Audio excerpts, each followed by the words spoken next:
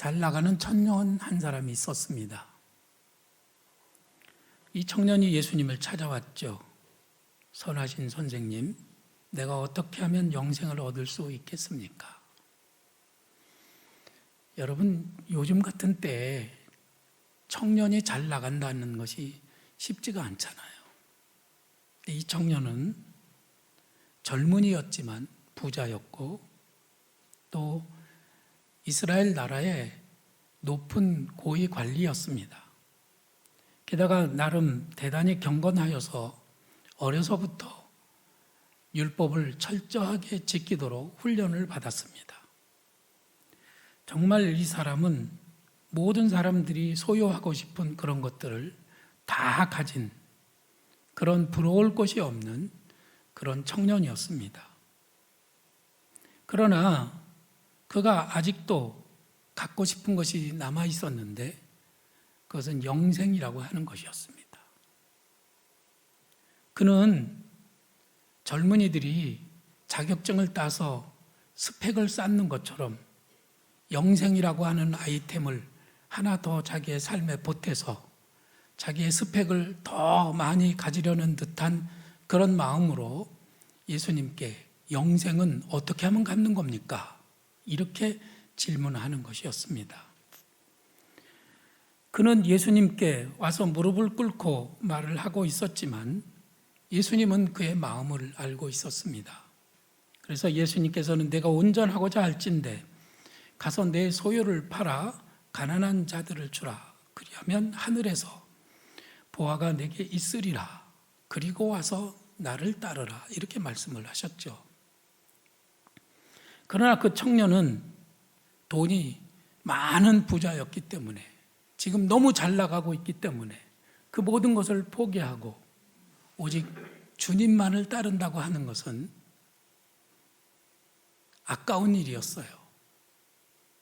그래서 그는 돈을 포기할 수 없어서 영생을 포기하고 예수님을 떠나갔습니다.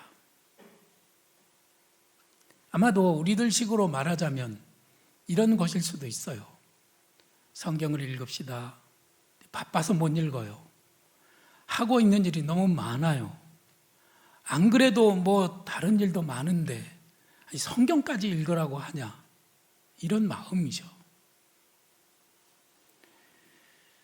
이 땅의 가치에 우리들이 길들여지면 우리들의 삶은 배고프지 않습니다. 목마르지도 않아요. 하늘의 것에 대한 피로를 그렇게 많이 느끼지 않습니다. 그러나 배고프고 고달프고 고독하고 힘들면 그때 사람들은 하나님을 바라보게 되죠. 예수님께서는 회개하라, 천국이 가까웠다고 말씀을 하셨습니다. 천국이 가까웠다. 이 말씀은 사실은 아무나 함부로 할 수 있는 얘기는 아닙니다. 우리 예수님께서 이 땅에 오셔서 이제 하나님이 다스리시는 그런 나라가 시작이 되었다.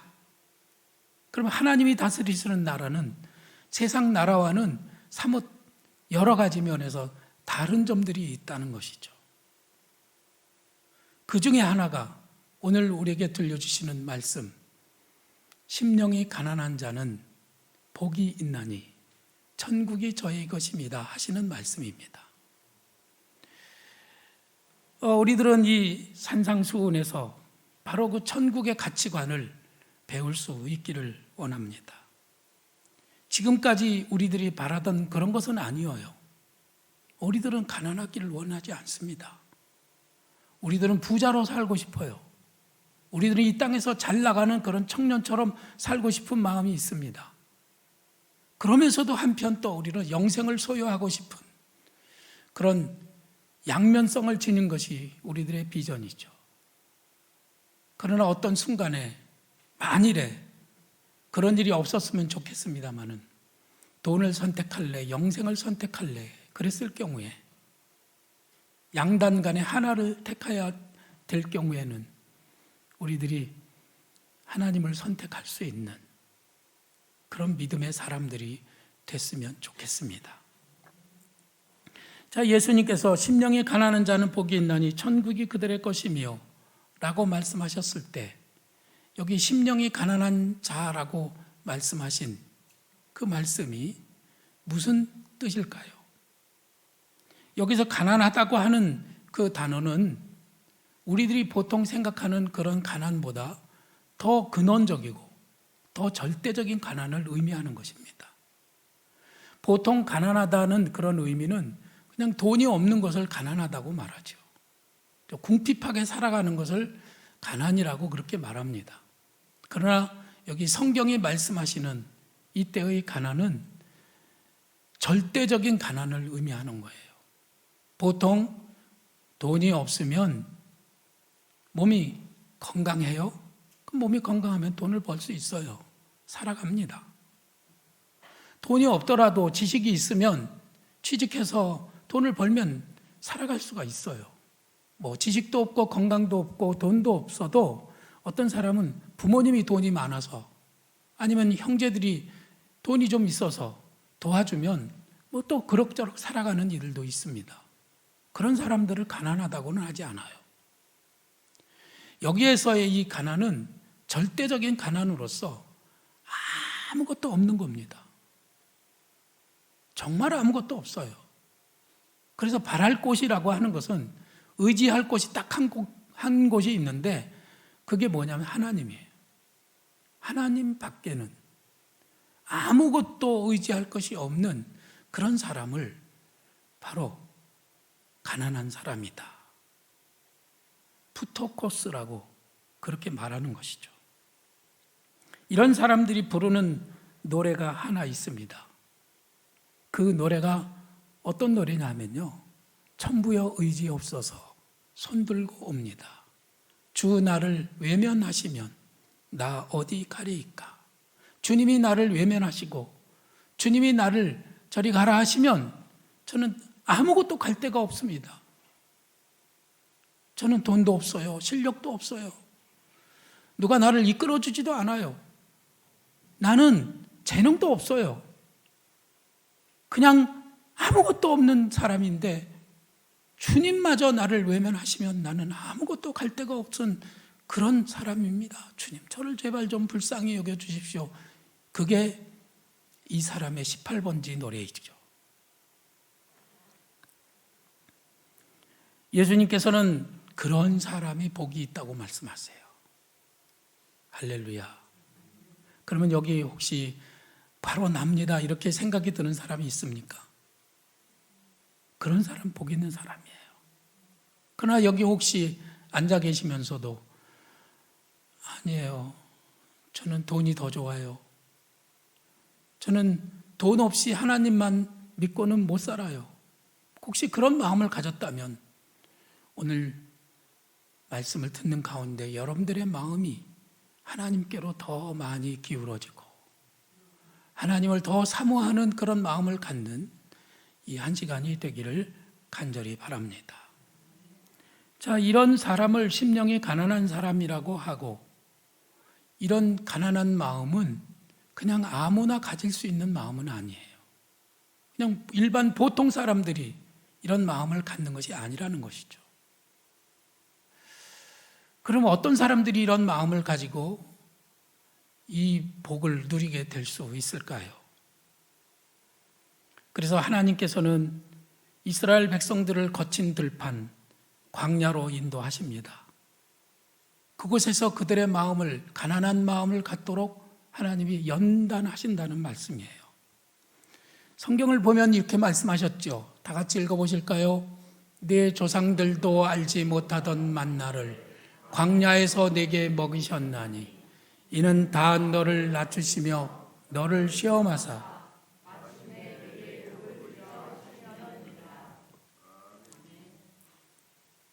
이 말씀은 이스라엘 백성들이 광야를 지나면서 하나님의 말씀을 통해서 그들이 연단을 받았습니다. 그래서 그들을 낮추시고 더 낮추셨어요.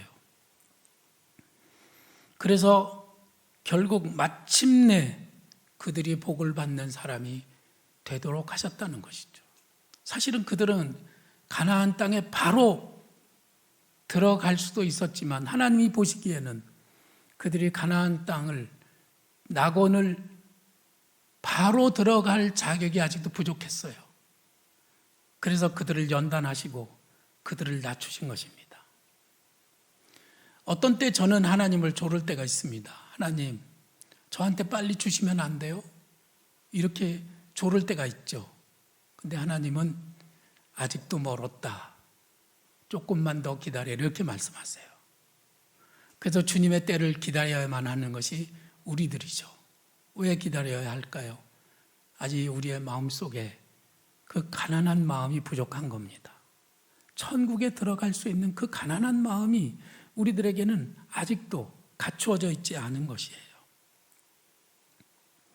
그래서 모세는 40년 동안 미디안 광야에서 준비되어야 했고, 또 다윗은 유다 광야를 지나면서 그는 하나님의 사람으로 연단을 받아야만 했습니다.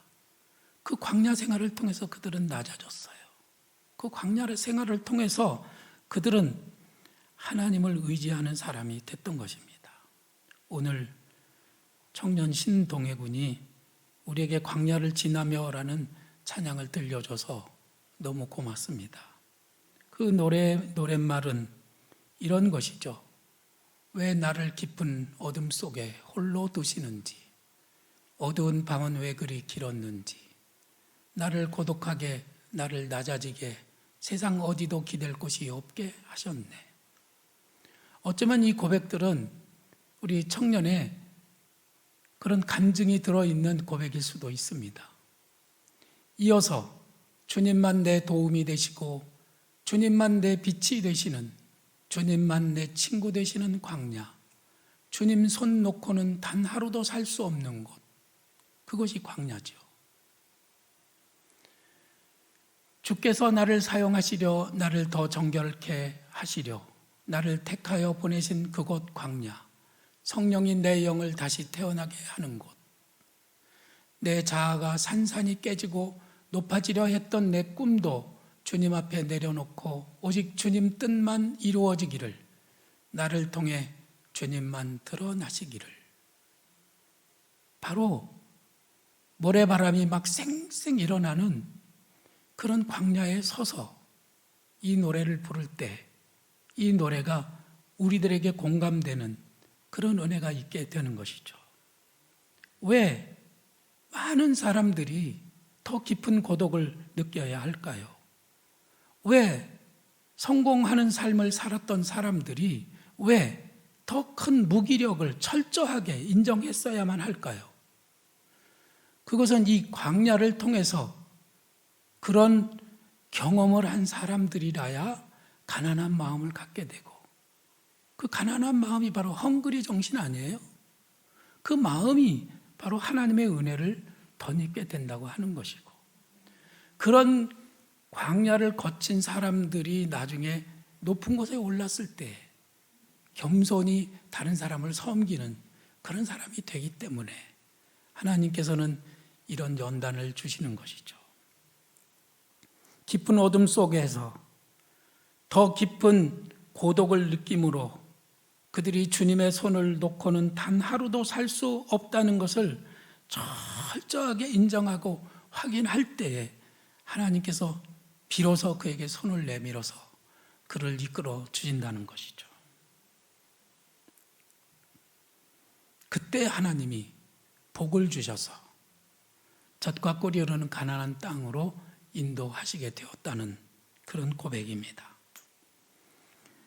가난과 질병으로 고생하는 것은 하나님이 자기 백성을 연단하기 위해서 잠시 허락하는 것이지, 너는 평생 가난하게 살아라, 그것이 내 뜻이고 가난해야만 너는 가난한 마음을 지닐 수가 있어, 절대로 그런 것은 아니에요.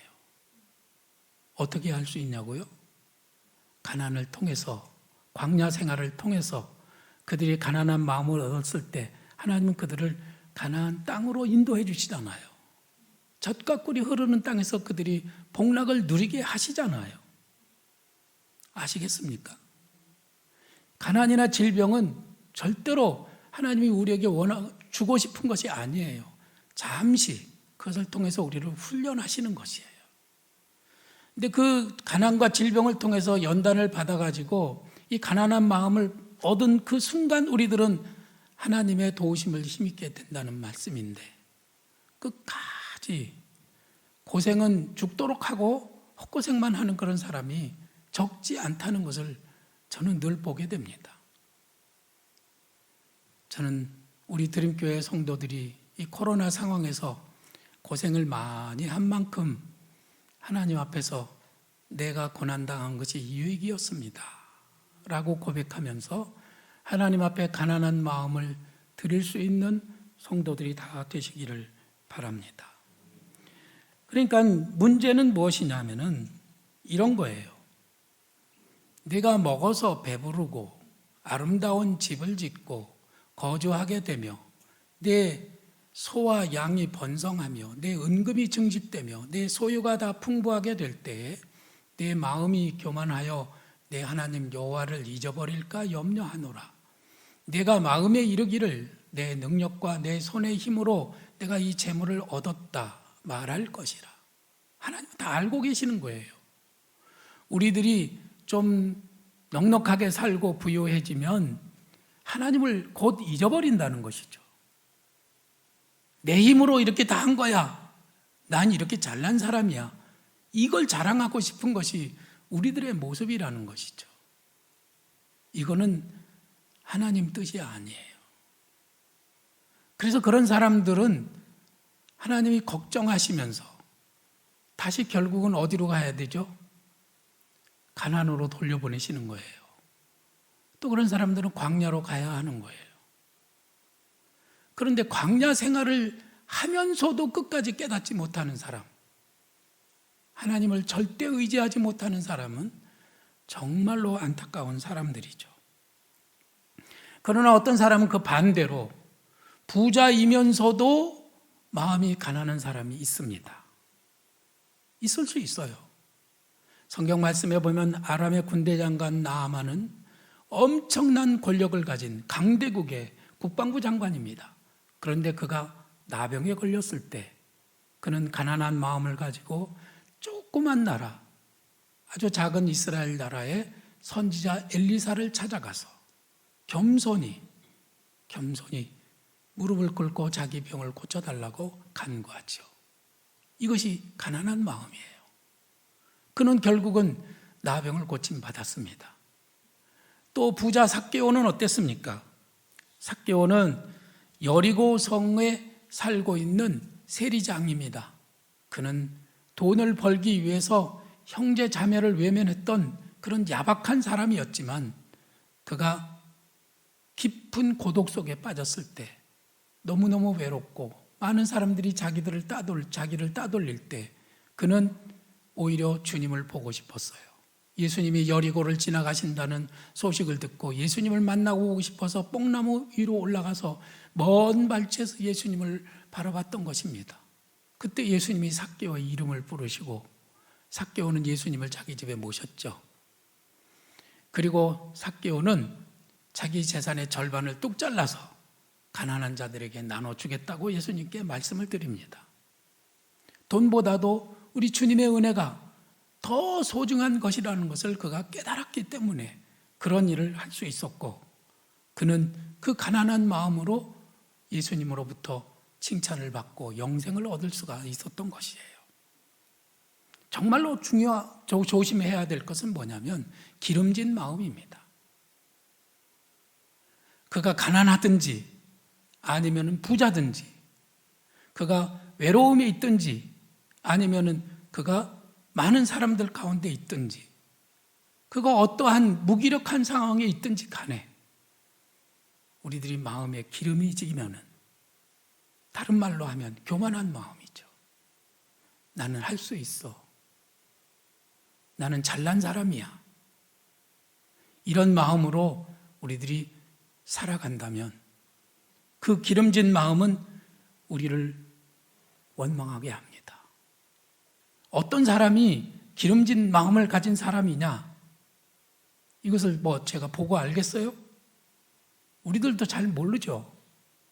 그러나 겉으로 드러난 것 중에 분명한 것은 감사가 없어요. 그의 삶은 언제나 원망으로 가득 차 있습니다. 그리고 그는 욕심을 부립니다.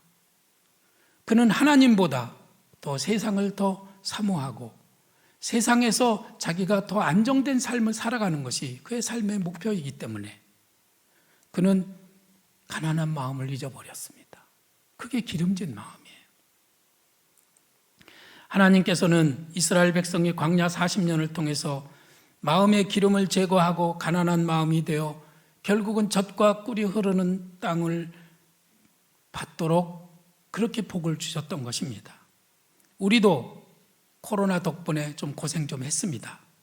그럼 이 고생 덕분에 우리들이 기름이 좀 빠지고, 그래서 그 기름이 빠진 다음에 우리들이 겸손한 마음을 가지고 주님의 도우심이 없이는 저는 아무것도 할 수가 없습니다, 이렇게 고백할 수 있다면 이 고난이 우리에게 유익이 된다는 말씀입니다.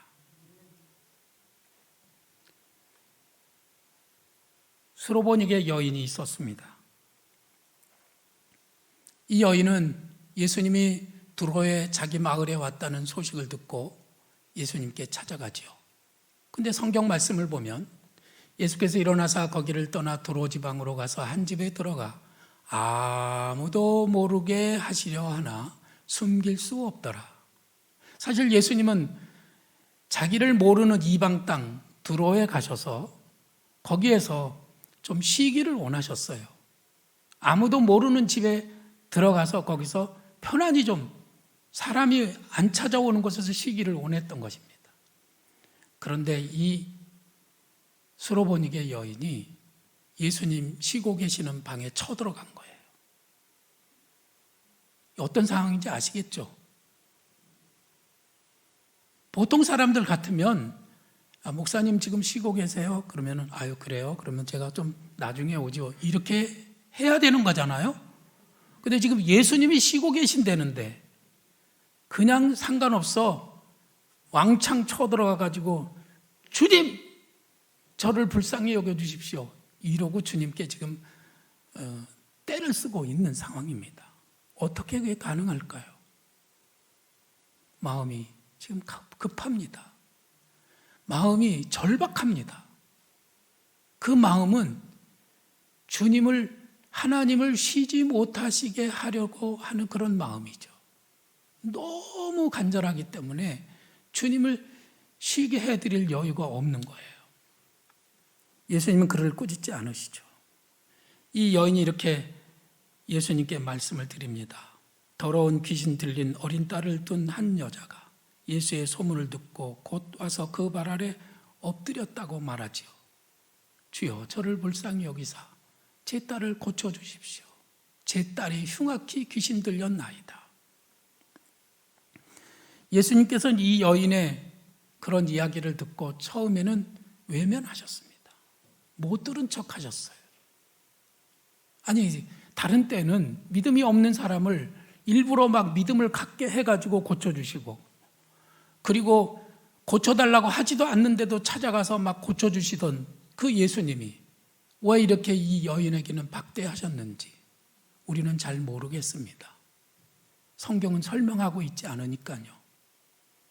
그런데 저는 이 말씀을 읽으면서 한 가지 확신이 들었습니다. 그것은 뭐냐면 이 여인의 마음속에 아직도 기름이 끼어 있어서 그 마지막 남은 기름을 제거하시려는 그런 주님의 뜻이 있었다고 저는 믿습니다. 혹시 여러분 마음속에 기름이 아직도 끼어 있는 분이 있다면 이 말씀을 듣고 은혜가 되시기를 바랍니다. 아직도 뭔가를 붙들고 있는 게 있다면 그걸 내려놓아야 하지 않겠어요? 그래야 은혜를 받는다는 말씀이죠. 이 수로보닉의 여인에게 예수님이 마지막으로 하신 말씀이 자녀의 떡을 취하여 개들에게 주는 것이 마땅치 않다고 말씀하셨습니다. 외면하시는 것만도 속상한데 예수님에게 이제는 개 취급을 받게 된 것입니다. 아마 요즘 같으면은 예수님이 그런 말씀을 하셨다면 언론에서 대서특필을 하면서 예수님이 할 말이 아니다. 그래가지고 이 말들을 가지고 또 꼭두리를 잡아서 막 난리가 났을 것 같아요. 근데 이 여인은 그럴 겨를도 없는 거예요. 그래서 주님 앞에 이렇게 말씀을 드리잖아요. 주여 올소이다마는 상 아래 개들도 아이들이 먹던 부스러기를 먹나이다. 개가 돼도 괜찮아요. 주님이 거절하시면 저는 갈 데가 없습니다. 주님 말고는 이 문제를 해결할 아무런 방법이 없습니다. 주님, 부스러기도 괜찮고 제가 개가 돼도 괜찮으니까 좀 제발 불쌍히 여겨주십시오. 이게 이 여인의 간구하는 마음이었던 것이죠. 혹시 여러분들을 주님이 낮추신다면 그때가 바로 은혜 받을 기회가 됐다고 하는 것을 기억하시기를 바랍니다. 여러분이 지금 어둠 속에 있고, 여러분들이 깊은 고독 속에 있고, 여러분들이 지금 조금도 견딜 수 없는, 하루도 못 견딜, 아니 잠시도 견딜 수 없는 그런 상황에 처해 있다면 지금이 바로 은혜 받을 때예요. 이때 주님께 나가셔서 주님께 엎드려서 이 수로보니게 여인처럼 간절한 마음으로 겸손히 간구하시기를 부탁을 드립니다. 개가 되어도 좋사오니 주인의 상에서 떨어지는 부스러기라도 허락해 주옵소서. 이 여인은 주님의 외면과 주님의 모욕을 기꺼이 받아들이면서 오직 주님께 매달리는 가난한 마음을 가졌던 것이죠. 많은 사람들이 자존심 상해서 그만 교회를 떠나는 사람들이 있습니다. 자존심이 상해서 천국도 포기하는 사람들이 있습니다. 그러나 심령이 가난한 사람은 우리 주님 앞에 목을 길게 늘어뜨리고 주여 나를 불쌍히 여기소서, 더욱 간절한 마음으로 주님 앞에 매달리는 겁니다. 그것이 바로 심령이 가난한 사람의 모습입니다. 마음이 아직도 기름진 상태에 있다면, 이 속에 아직도 원망이 있고, 이 속에 아직도 불편한 것이 남아있고, 이 속에 아직도 아무것도 감사할 것이 없다고 생각이 든다면 여러분들 자신의 영혼의 질병을 진단하시기를 바랍니다. 어떤 사람이 성경을 읽으면서 12시가 넘었는데 1시가 다 된 시간에 성경을 읽어서 카톡방에 올렸습니다. 그분의 삶을 제가 알고 있습니다. 하루 종일 얼마나 힘들고 바쁘게 살았을지를 제가 알고 있는 거예요. 그런데 늦은 밤인데 하루 성경 안 읽고 넘어가도 상관이 없을 텐데 그 시간에 하나님의 말씀을 읽고 여전히 사모하는 마음으로, 가난한 마음으로 하나님의 말씀을 읽고 난 다음에 잠자리에 드는 그 마음이 바로 주님이 사랑하시는 마음이고, 그런 가난한 마음을 우리 주님이 복 있다고 말씀하시는 것입니다. 천국은 그런 사람들의 것입니다. 여기에 계신 모든 분들, 또 영상으로 함께 예배하시는 모든 성도들이 바로 이런 가난한 마음으로 천국을 소유하는 복된 하나님의 사람들이 되시기를 주님의 이름으로 축원합니다. 우리 함께 찬양하겠습니다.